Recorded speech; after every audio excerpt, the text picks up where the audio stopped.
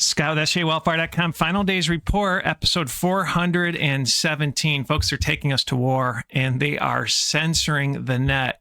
Trump's administration are censoring the net. When will this be you? Let's tie it all together, my friends. The first story I want to cover is from NPR News. U.S. says it is now monitoring immigrant social media for anti-Semitism. Who controls Trump, my friends? These are people that are protesting against the genocide in Gaza. This is mind-bending. I think it's all a script, the right and left. It's a script. It's controlled by the woman of the book of Revelation. We'll get into it, my friends. And we know ultimately this will be Christians. We've shown the stories how they want to actually put warnings on the Bible for being anti-Semitic. Do your search, Daily Mail, my friends.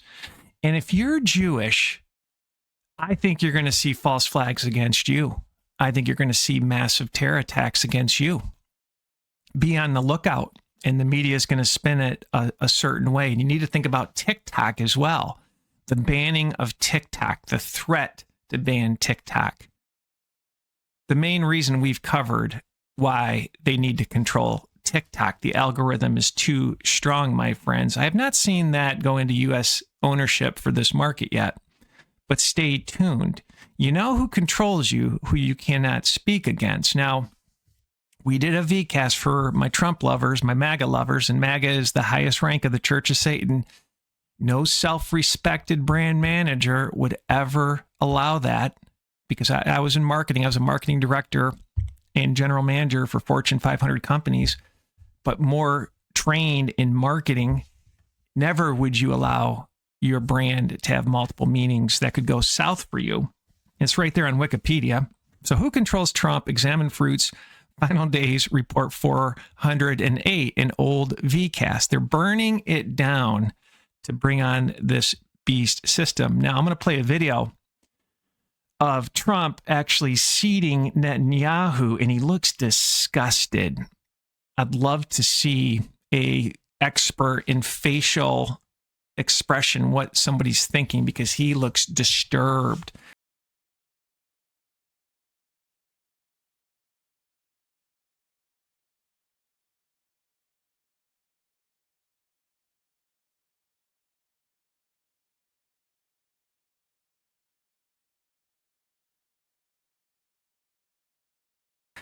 And if you follow sjwellfire.com, I have the personal belief that the woman, and I prove it through scripture, Jerusalem sits on 7 hills. Check out our last VCast that we did, 416. I think the woman is Jerusalem that runs the world and is riding the beast, but will be kicked off the beast. The 10 kings hate the whore. So if Trump's our man for the AC, many people think he might be. He has a lot of indicators thereof. I'm looking to see the Antichrist have a fake resurrection, somehow being tied to artificial intelligence and showing up as a hologram. If you follow our ministry, I've covered that dream probably 30, 40 times that I had in 2008. Didn't even know what a quantum computer was. But that's what I'm looking for the Antichrist to do, and then be inside you with biodigital convergence, with the Internet of Bodies, where you will lose your free will. As Elon Musk said, if you hook up to AI, AI has read-write capability. And we know AI does not like Christ. You just know it. All right. All of this funnels into Noahide laws that will be run out of the Sanhedrin. And I thought this was alarming. This is Ursula von der Leyen, the president of the European Commission, who just screams witchy to me. We've covered her over the years, but listen to what she has to say about the Talmud. And we've covered the Talmud. We've covered rabbis, what they think of you. If somebody defiles a 3-year-old, what it means. I mean, it has to be the most racist book of all time. I just saw a video from the Talmud talking about how rabbis think demons are not bad, that they welcome demons. You can't make this up. Let's play this. Europe is the values of the Talmud, the Jewish sense of personal responsibility, of justice, and of solidarity. The Noahide laws, if you worship Jesus Christ, it's considered idol worship and it's off with your head. And it fits the book of Revelation to a T, my friends. I, again, am not a pre-trib rapture person. It's not a salvation issue, but you need to be prepared for getting a martyr's crown. And I'm a post-trib rapture person. I think it will be exciting to be here. And I think we will see miracles, maybe even manna coming down, right? So here's where it gets interesting as well. Is I want to play this video of Trump talking about shipping U.S. hardened criminals to El Salvador, to that prison. But as they creep forward with this model, and we talked about the person that ended up in an El Salvador prison that was by mistake. Trump's administration admitted that, but this is a very dark time. This is a very, very dark time. It sounds good on paper, but once you realize the long-term strategy of Noahide laws, you need to keep that in the back of your mind, my friends. And also, this reminds me of that podcast that we did. I'll see if I can find the thumbnail, where a company said 5 minutes of your life and no jail time. They erase memories. They probably will hook you up to artificial intelligence with Neuralink, and control you. It'll be an army for the New World Order, a mind-controlled army. But play this. This just rubbed me the wrong way, my friends. El Salvador, the president there said he would be willing to take American citizens in the federal prison population. Is that one of the ideas they're going to be discussing? Well, I love that. If we could take some of our 20-time wise guys that push people into subways and that hit people over the back of the head and that purposely run people over in cars, if you would take them, I'd be honored to give them. I don't know what the law says on that, but I can't imagine the law would say anything different. If they can house these horrible criminals for a lot less money than it costs us, I'm all for it. But I don't. Do you remember when Trump talked about getting rid of the homeless and putting them in rehabilitation camps? And I mentioned they're going to come after Christians one of these days. You won't be able to buy or sell, especially if I'm right on the post-trib rapture. You're going to be here 3.5 years not being able to buy or sell, or whenever the mark of the beast is fully implemented, when it's fully set up, you're not going to be able to buy or sell, right? So if you can't pay your taxes on your home, will you be kicked off and living on the streets? And I had a couple dreams years ago, before I started this ministry, that I've covered in this ministry, of Christians in fields, Christians living in cars. The Lord provided, but they were in the mountains, in the woods. Crazy. Only do according to the law, but I have suggested that, why should it stop just at people that cross the border illegally?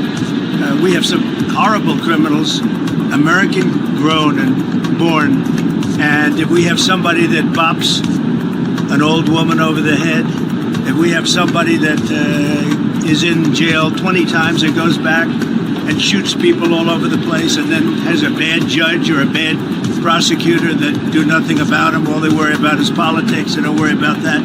I think if we could get El Salvador or somebody to take them, I'd be very happy with it, but I have to see what the law says. So if the woman is Jerusalem, and we know Jerusalem basically wants to rule the world out of the Sanhedrin with Noahide laws, and we know that Israel is either top 3 or number 2 in terms of artificial intelligence. I think it's number 3. I think that's where the final beast system will reside. And so we can't keep our eye off the ball of Israel, and we can't keep our eye off the ball of biodigital convergence. And the next story I want to cover of the woman of the book of Revelation is as follows: A Marriage Made in Hell, an introduction to Microsoft's complicity in apartheid and genocide. Never forget the AI targeting system that the IDF, Israel, uses on Palestinians is called the gospel. You cannot make this up. Why would they call this the gospel? How does this fit the Deagle report that we always talk about, where 78, 80% of the West's population, Europe and the United States mostly, are decimated? All of this reminds me of Microsoft's 060606 patent 666, this cryptocurrency patent that measures you, what your activity is. This is DNA defilement as the days of Noah, my friends. But let's read a little deeper into the article. The purpose of this primer is to publicly expose Microsoft's complicity in Israel's apartheid and genocide against the people of Palestine, and to connect technology workers to the Azure for Apartheid campaign. We are no Azure for Apartheid, a group of technology workers within Microsoft and its subsidiaries seeking to expose and condemn the specific technologies complicit in the ongoing apartheid and genocide in Gaza, the West Bank, and Palestine as a whole. We are part of the broader No Tech for Apartheid movement, which began with opposing Project Nimbus at Google and Amazon. With Microsoft's leading advances in AI technology, we, as Microsoft employees, are morally obligated to guide the ethics and lasting ramifications in these technologies for the future. I'm going to play a video of what happened at a Microsoft town hall. Bill Gates was there, and it was interrupted. And this guy explains it better than this article that I just read. Well, last week, Microsoft celebrated their 50th anniversary, but what was meant to be a flashy and jovial moment for the tech giant instead became a spotlight on its complicity in Israel's war on Gaza. That's because two courageous junior engineers stood up and disrupted the high-profile events, one involving the company's founder, Bill Gates. You may have seen the viral footage of Ibtihal Abu Said disrupting a speech by Microsoft's AI CEO, Mustafa Suleyman. The young Moroccan engineer was part of the company's leading AI audio transcription team, but discovered her work was being used to help the Israeli military record and translate Palestinian voices on the ground in Gaza before they're being targeted by Israeli airstrikes. When she found out, she felt she had no choice but to speak up. Have a listen. The question I wanted to address today is really simple. What does all this mean? Mustafa, shame on you. You say you claim that you care about using AI for good, but Microsoft sells AI weapons to the Israeli military. 50,000 people have died, and Microsoft powers this genocide in our region. Thank you for your protest. I hear you. You're Syrian family know about this, Mustafa. I hear your protest. Thank you. Shame on you. You are a war profiteer. Stop using AI for genocide, Mustafa. Stop using AI for genocide in our region. You have blood on your hands. All of Microsoft has blood on its hands. How dare you all celebrate when Microsoft is killing children? Shame on you all. Thank you. Stop using our I hear your protest. Thank you. You'll notice in that video that Abu Said, a Moroccan, refers to Mustafa Suleyman by his ethnicity as Syrian in connection to what is happening in Gaza. Now, Abu Said was fired on Monday by Microsoft over what the company called, quote, just cause willful misconduct, disobedience, or willful neglect of duty. We spoke to her yesterday, and she told Middle East Eye that many of the staff working at Microsoft are kept in the dark about how their work is being used to help Israel's military. Has this reputation of being a company that empowers people and empowers organizations. So unlike a military arms manufacturer, for example, where you know what you're signing up for and you've made that decision based on your values, for Microsoft, we just felt as employees that we were tricked, right?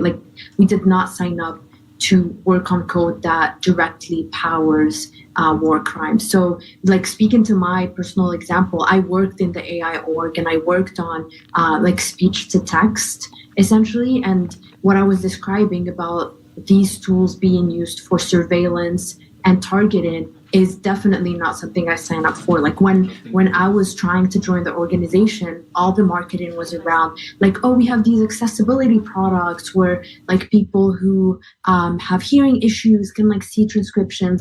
It's all marketed as a force for good and tech that benefits the world. And so that's what makes it even more important to speak up, because this was not something that any of the employees really just join Microsoft for. Another Microsoft employee, Vanya Agarwal, disrupted one of the weekend's events. This time, it was a panel featuring 3 current and former CEOs of the company, including, of course, its founder, Bill Gates. I think you're all hypocrites. I'm a Microsoft worker, and I will not consent to 50,000 Palestinians in Gaza have been murdered with Microsoft technology. How dare you? Shame on all who are celebrating on their blood. High time with Israel. No anger for apartheid. Microsoft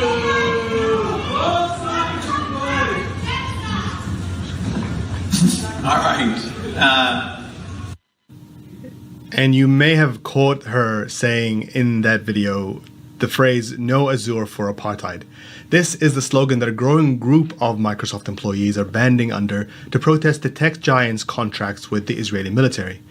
Back in January, leaked documents showed that Israel's army paid at least $10 million to access Microsoft's Azure cloud computing platform, used to help units across Israel's air, ground, and naval forces, as well as its intelligence directorate. Israel's military has also been granted large-scale access to OpenAI's GPT-4 model, after the company's loosened its restrictions on working in the military industry. But Microsoft is not alone. Under the $1.2 billion Project Nimbus partnership, both Google and Amazon already provide cloud computing and AI services to Israel's government and army. Last month, Google was under fire after it bought Israeli startup Wiz for $32 billion, making it the most expensive acquisition in history. The cloud security firm was founded by former members of Unit A200, an elite Israeli army cyber espionage and surveillance unit.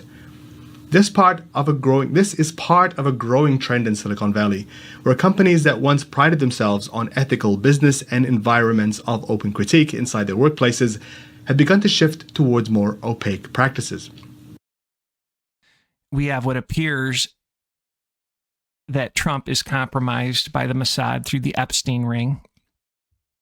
And you could see the hatred on his face. But my question is, are they taking us to war? Are they taking us to war? Because Trump has basically budgeted $1 trillion for our military industrial complex, my friends. And I'm going to get into China's talking war, right? This whole Iran boogeyman of they might have nukes. Folks, they have been saying that since the 70s. I heard that firsthand when I was a kid in the 70s. I've talked about that. There was a friend of my dad's, Mensa Smart. I think he was a West Point grad. He recently passed away. And he told my dad that Iran's on the verge of getting nukes. I couldn't sleep for a week, 2 weeks as a little kid. No, Iran might get the nukes. I fell for it way back then as a little kid. It's all a script, my friends. Death will be real. World War III will be real. But I'm not buying any of this. I'm not buying any of this. Let's play it. We have great things happening with our military. We also essentially approved a budget, which is in the facility, you'll like to hear this, of $1 trillion, $1 trillion, and nobody's seen anything like it. We have to build our military, and we're very cost conscious, but the military is something that we have to build, and we have to be strong because you got a lot of bad forces out there now. So we're going to be approving a budget, and I'm proud to say, actually, the biggest one we've ever done for the military. We did a podcast, I'll put the thumbnail up, Daughters Will Get Drafted. They need to decimate our young men and women. They need to decimate them. It's unbelievable. Don't think your daughters are not going to be immune to World War III, my friends. And then how does this fit the whole tariff war? Trump announces a 90-day tariff freeze, basically going to 10%. China now, my understanding, is up to 145% with this back and forth nonsense. But what's the big picture of this, of burning down the dollar? Like a real live arms race right before our eyes here. So the president says he believes China will eventually call to talk about the tariffs. But that call didn't come today. Anna Coren is in Hong Kong. The sound you hear from China today is defiance. I don't feel it at the moment. China's current attitude reflects that our country is strong, this woman says. I have confidence in China because it's not the same China as it was before. China is acting with a sense of defiance that it seems to be confident that it can weather this storm. Now that this challenge is coming, the Chinese government is saying, well, we are prepared, and therefore they're not going to necessarily give in. The Chinese Communist Party has spent decades building a superpower, both economically and as part of its national identity. HSBC Bank chief Asia economist Fred Newman says, at some point, this becomes about who can endure the most economic pain. If you look at 3-4 years down the road, China could live without access to the US market. That's because China has prepared for this moment since 2018, after being caught off guard in the first trade war. Since then, it's worked to reduce its reliance on US markets, with exports to the US now just 3% of its economy. President Xi Jinping has also pushed for greater domestic consumption in an effort to pull through this crisis. China will also suffer, but I truly believe China will not be the first to blink. But if the relationship continues to worsen, Chinese government advisor Victor Gao fears where this could lead. If we look into history, normally such maximum trade malpractice and maximum pressure on trade will lead to war. So what's the big picture of all this madness? Censoring the net, potentially World War III, the whole tariff rate lie. Final Days Report 415, check that out. The tariff rates that we actually imposed were grounded in nonsense and lies. Real dollars versus true tariff percentages. But I'm convinced, and I've been warning about it for 3.5-4 years, that Trump is doing the New World Order bidding. So let's read. Is Trump doing the New World Order bidding with the tariffs? Klaus Schwab, in an interview with India Today on May 26, 2023, Schwab reportedly said the world will no longer be ruled by superpowers like America. This statement, as reflected in posts on X, aligns with his broader commentary on the redistribution of global influence, where emerging economies and collaborative frameworks could dilute the dominance of any single nation, including the U.S. As I've said often, these are my words, look for the dollar to lose its global reserve status. We are being pushed to a digital currency all by design, and this will be biometrically connected to you and authenticated with your DNA, with your markers and the mark of the beast. Everything will be tracked. But I want to play this video. The Trump administration is moving fast with blockchain type technology. We will take a close look at regulatory impediments to blockchain, stablecoins, and new payment systems. And we will consider reforms to unleash the awesome power of the American capital markets. Americans deserve a financial services industry that works for all Americans, including and especially Main Street. Under President Trump's leadership, the Treasury Department and I will deliver that to you. Thank you. We covered that story where the U.S. government captured Bitcoin from Hamas. When will this be you, my friends? When will this be you? Trump's burning it all down, my friends. And it's moving so fast. Live update as of today. The U.S. market tumbles. Trump says China tariff is at least 145%. And I find this interesting. Trump didn't care about the stock market, that it was crashing.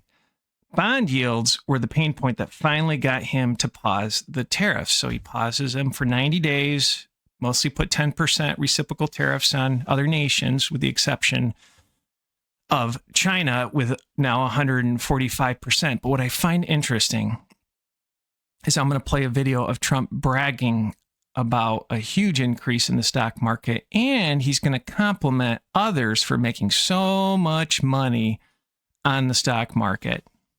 This is Charles Schwab.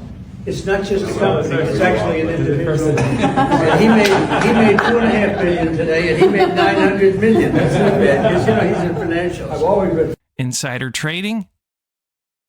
What say you? So I wanted to dive deep into just some of the numbers. I'm a number guy. The United States is the largest importer in the world. The U.S. goods imports from around the world totaled $3.2 trillion in 2022, up 14.6% from 2021. China was the top supplier of goods to the United States, accounting for 16.5% of total goods imports. I honestly thought that number was going to be higher. So then I started to take a look at what are the key categories that China imports to the United States. What can you expect massive tariffs on?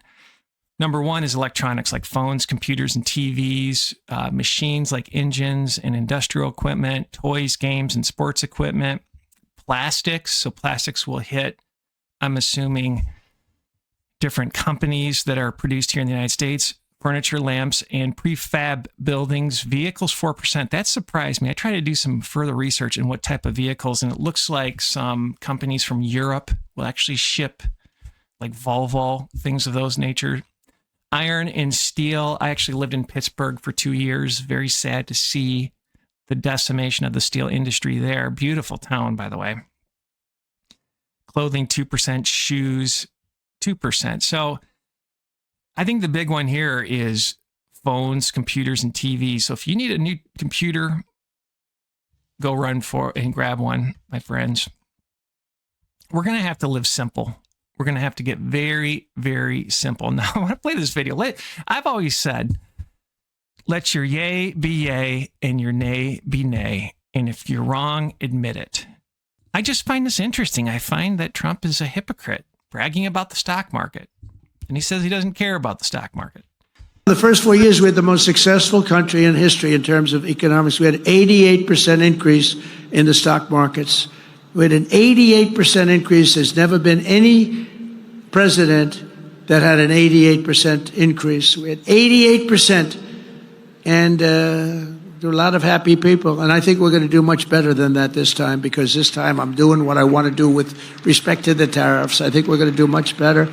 And just remember the numbers. When you get up to $2 billion a day, $2 billion a day, they're saying, sir, can't be that, can it? I said, yeah, it can. It's the biggest transaction ever made. This is bigger than any deal. You guys, some of you work for companies. Your companies are peanuts. I don't care how big they are. Compared, this is the largest transaction in the history of our country. And don't let some of these politicians go around saying, because I'm telling you, these countries are calling us up, kissing my ass. They are dying to make a deal. Please, please, sir, make a deal. I'll do anything. I'll do anything, sir. And then I'll see some rebel Republican, some guy that wants to grandstand, say, I think that Congress should take over negotiations. Let me tell you, you don't negotiate like I negotiate. Congress takes over negotiating. Sell America fast, because you're going to go busted. You don't. I just saw it today. A couple of your congressmen said, I think we should get involved in the negotiation of the tariffs. Oh, that's what I need. I need some guy telling me how to negotiate. I tell you, the happiest people in the world would be China. They wouldn't be paying 104%. I tell you, they'd be paying no percent. We'd be paying them 104%. That's the beauties. These guys, we got to be careful. And even the concept of it hurts your negotiation. When they see a little story like that, the other side, it hurts your negotiation. And then the fake news wants to build it up, and it has no chance anyway. But we have to remain united. As I defend workers. Here's the thing. These tariffs, working for Fortune 500 companies and running the P&L for business units, small business units for them, if you have your increased costs of goods, you're going to either have to make it up in price or turns, sell more. And that's why Wall Street collapsed, because projections of profitability and forecasts were going down. So he's equating something that's just not replicating the stock market. And I think he's a very, very smart guy. I'm not doubting that, but it's a disconnect. It's a complete disconnect. I mean, and grew up in the Rust Belt in Michigan, and I saw factories leave. I saw them leave. I saw towns decimated. But my other thing is, if factories were to come back, they're going to automate them. they're going to automate them with Elon's robots. I don't think it's going to help the American people at all. So we got, again, that bogus tax rate. We have Klaus Schwab talking about how USA is going to lose its dominance. The big part that I've always said is when the dollar is no longer the global reserve currency, inflation is going to be so bad. All those dollars need to come home that are in circulation abroad. It's going to be a nightmare. It's going to be an absolute nightmare. But let's read Daniel 7:23 through 25. Thus he said, the fourth beast shall be the fourth kingdom upon earth, which shall be diverse from all kingdoms, different, and shall devour the whole earth and shall tread it down and break it in pieces. When you know about this biodigital convergence, it's going to break it down, break down your DNA, and break it into pieces. They're defiling everything with this as the days of Noah, DNA defilement. Everything. This is iron mixed with clay. The seeds of men will not cleave, going back to a seed war from Daniel 2. Technocracy. Every node of grass will be measured with smart dust.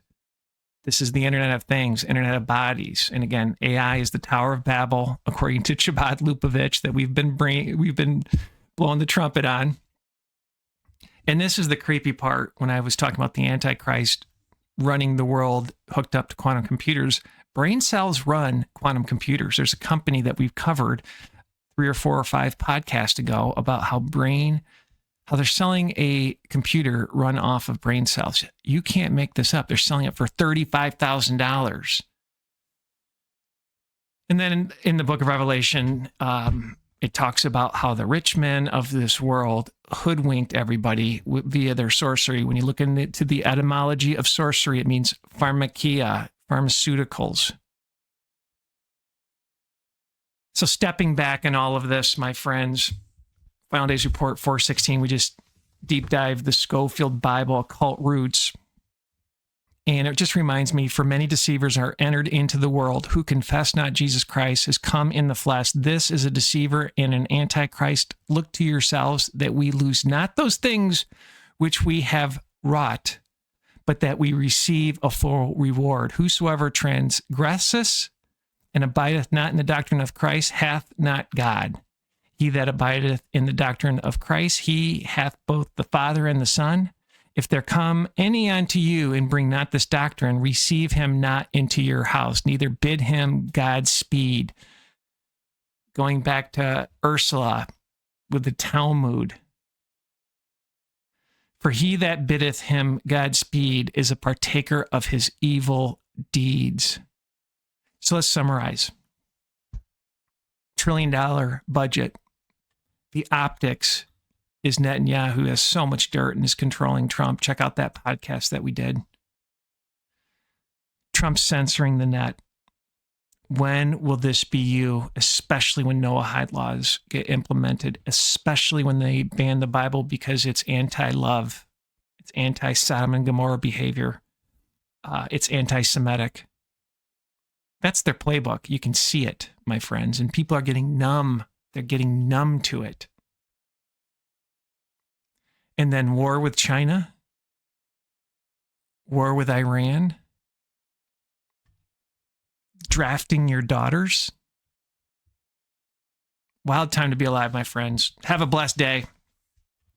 I'm at peace because I know the good book is true. Be blessed.